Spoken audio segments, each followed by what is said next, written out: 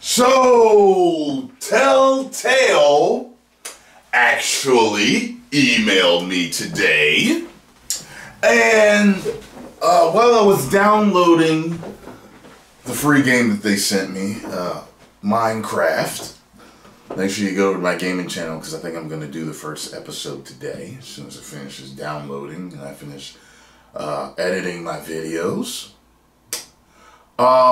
They emailed me today this almost 13-minute Telltale Games Summer 2017 update.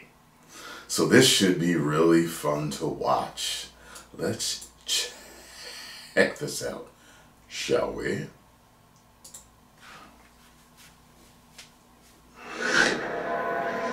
I'm ready. Give it to me. Hi, my name is Caroline Liddick. I'm Ryan Rollin. And we're here from Telltale Games, and fans have been wondering what's next for us here. Just a little bit. They've been asking a few things. Yeah, so I think we have some updates for the rest of 2017 into 2018, right? We do, and I am so friggin' excited, especially with what we're doing here at Comic-Con. Yeah, let's just roll right into the first one. Let's just get to it. Yeah. I told you I'd see you again, didn't I? You and me, we're You see, I met some inspiring people out here. Made some new friends. You want to play dirty, Joker?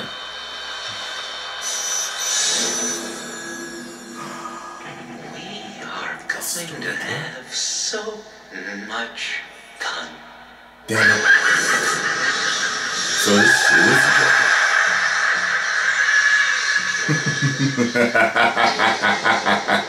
Yeah.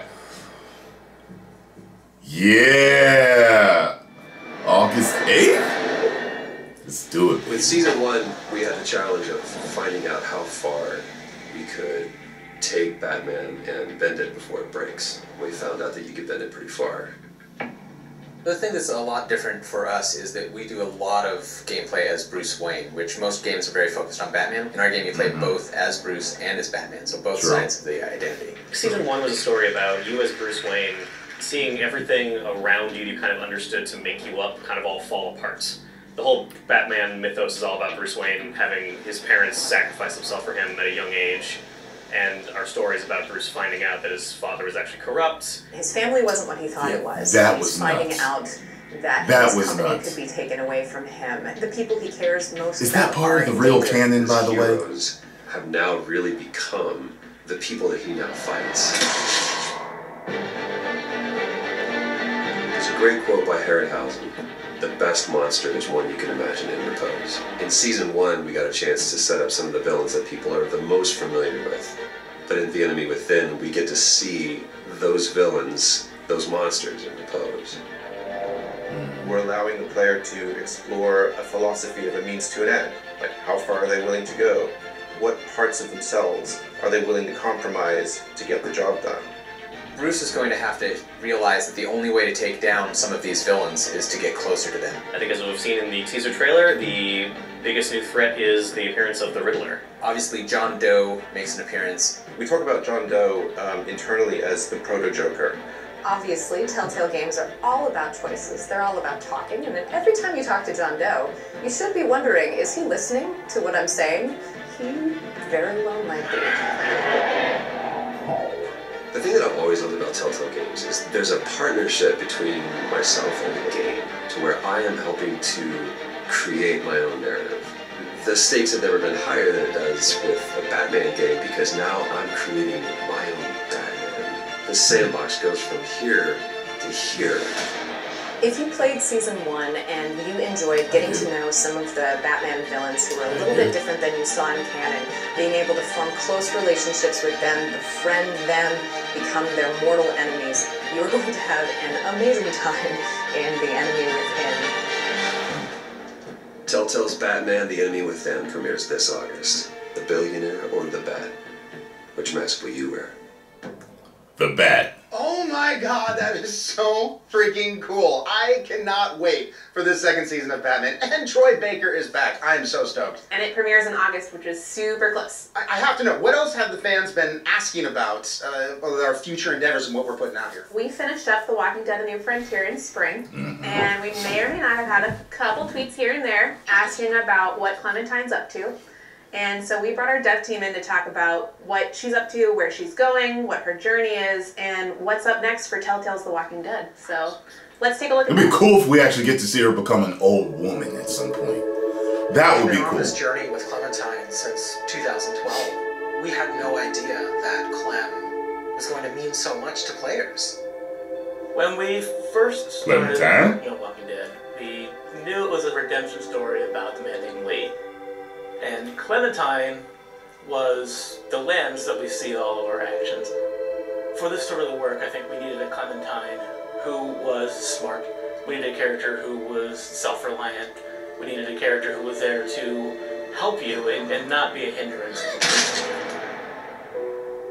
It's kind of a risk putting a kid as a main character in a game. The fact that she was such a likable character, her heartbreaking relationship with Lee was Kids play 'em. amazing. You know what I mean? She started out as a symbol of something to worry about, but she became a symbol of hope. She became something that represented what we all live for. In playing as her, you feel like you have to take care of her if you're an adult. I always look at Clementine Season 2 as being defined by survivor's guilt. Stuff has happened, time has gone by, and she's not as trusting immediately of people she meets, and they're not trusting of her. The whole season of Season 2 was about kind of weighing the options of how do you define your own family. One of the more defining characters that she meets in Season 2 is Carver. In Episode 3, you know, he's basically like, you're not like the rest of them. You're meant to lead, you're not meant to follow. You can make the hard decisions. It is not difficult at all when things like the finale of Season 2 happen, where you have to make this horrible decision. Oh my god! To feel that, I really legitimately felt so horribly sad in that session. People were mad and cussing me out I was when I actually played surprised it. at how many people, in the end, ended up going off on their own. I think I shot Kenny. The Clementine you meet at the beginning of Season 3 is definitely shaped by the events of 2. She's had a really rough go of it. Those that do survive generally tend to be those that have withdrawn into themselves and found internal strengths to kind of deal with the horrors. It all seemed to fit very well with where she's at in Season 3. There are times when I'm doing Clementine's voice in Season 3 where she is a bit lower than my voice. This area I have to speak in my throat, I can't really explain it. Season 2 is all about her trying to make a go of it in new families and new communities and how that really did not go well. Over the course of Season 3, she meets a family with which, by the end, it did work. And so she's, I think, rejuvenated. In The New Frontier, Clem got to see something that she hadn't been exposed to in a long time. A functional family. A family that was still caring for each other throughout everything that they had gone through in the world of The Walking Dead so far. And she set out at the end of A New Frontier with one singular goal in mind, which was to find AJ and make that again for herself. They were functional, dysfunctional. What she's going to do when she finds him, that is the story of Season 4. That is the story of future Clem. Who she wants to be, who she wants to be with, and how she wants to be, those are decisions that Clem. I want to see her become old lady. It was hearing from the fans all the way through Season 1 and hearing that response. And that's what drove our decision to play as her in this 4th and final season. You will play as Clem. This will be Clem's story. 4th and final? No. It's going to be an amazing experience.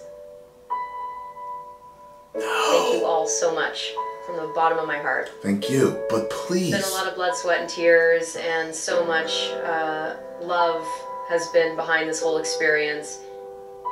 Good luck. I'll be right there with you. Listen, this is like Dragon Ball Z for us. Just like Dragon Ball, we need to see her grow into a grown woman But I want to see her as an old lady too. Grandma Clementine. Wow. Whipping out That was sawed-off shotguns like Arnold Schwarzenegger in Terminator 2. Season to the fourth season. It has. And I'm so excited to play as Clementine again. She's such a badass. So Well, I was just going to say she'll be such a badass as an old lady. And then in 2018, we have Walking Dead premiering. Is there We need to see her. else that we are going to be premiering in 2018? 20-year-old, Anything possibly 40-year-old, related? and 65-year-old. That's what we need to fans see. have been really requesting for, really want. At 40, she need to have kids. Full of tweets. We might actually have some Or at least special one guests to talk about this. Interesting. Yeah, let's go take a look at that. Yeah. Let's take a look at this, All shall we? right. Mean tweets, and if these are the meanest tweets, we're in good shape. Oh, wow, we got so many, y'all. Abrams says, where the is Wolf Among Us Season 2? Oh, fuck. I'm right there with you, buddy. Okay, this is getting ridiculous now. We want a second season of The Wolf Among Us already. It is ridiculous, I agree. You are correct. In all caps, Season 2 Wolf Among Us, I want some damn answers. It's rude. At Senpai8, where is my boy Big Bad Wolf? Wolf emoji. At Wolf Among Us 2. Senpai may have noticed me, but he did not notice spell check. At D River O, I'm just gonna tweet y'all every day until we get the Wolf Among Us 2, I swear. Can we get someone to check if we actually did that? D River. I know, right? I was like, did he? Let's see if that's gonna pay off. Me, Telltale. When are we gonna get Season 2 of The Wolf Among Us? Telltale. Silence is a valid option.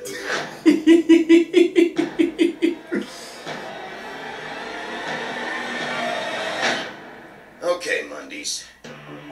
You've been bugging me for 3 years. Where's Season 2? Where's more Wolf Among Us? Well, it finally paid off. Congratulations. Season 2, 2018.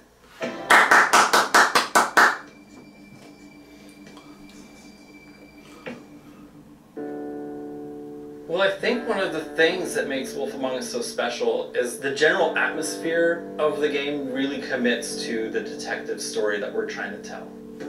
Fables is fantastic. It's an award-winning series. This is our own take on Bill Willingham's world. This universe, this Fable town, this iteration, everything was just bathed in neon. I feel like Bigby is facing in this game an interesting challenge of that he's got this past that he can't control. Being Snow, she's your right-hand man. So everything you do is going through the Snow filter. The thing that you want to do is the thing that you shouldn't do. To me, that's like Wolf in a nutshell. What does he remind me I think of? we put people in a place where they really could connect with Director Bigby. from Happy Days. I think we're excited to get back into this world again. You know, a new Ron story, Howard. a new mystery, an all-new set of stakes. To the fans of The Wolf Among Us, I can't thank you guys enough. Thank you for your patience. You're getting Wolf Among Us Season 2. Well, I'm a Telltale patient fans, man. This is going to be for you guys. This is happening because of you. Thank I'm you just really happy for breaking it to down. be able to do this. Big B.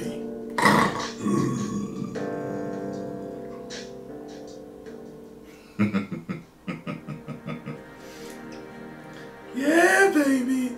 That was good. That was a nice session to sit through. And I am very, very pleased. We're getting a new Batman in fucking August. That's what I'm telling you. They must have started working on that right away. New Batman in August. We got new Walking Dead with Clementine.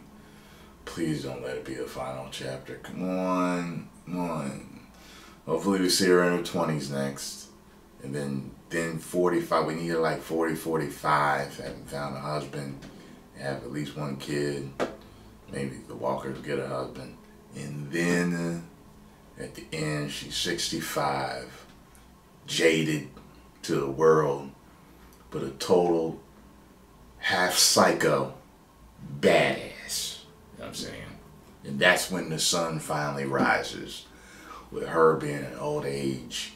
And finally the Walker epidemic is finally completed. And then you gotta have a couple of endings. One where she dies. But one where she actually lives and gets to ride off into the sunset. That's what we need, Telltale. I'm telling you, this is how it needs to be, goddammit. Don't make me come to your office looking for you. Post comments down below. This was great. This was really great. Let me know what you guys thought about it. If you enjoyed my reaction, hit the like button, subscribe, and share. If you did not, kiss my Telltale loving derriere. 10 million subscribers. Woo!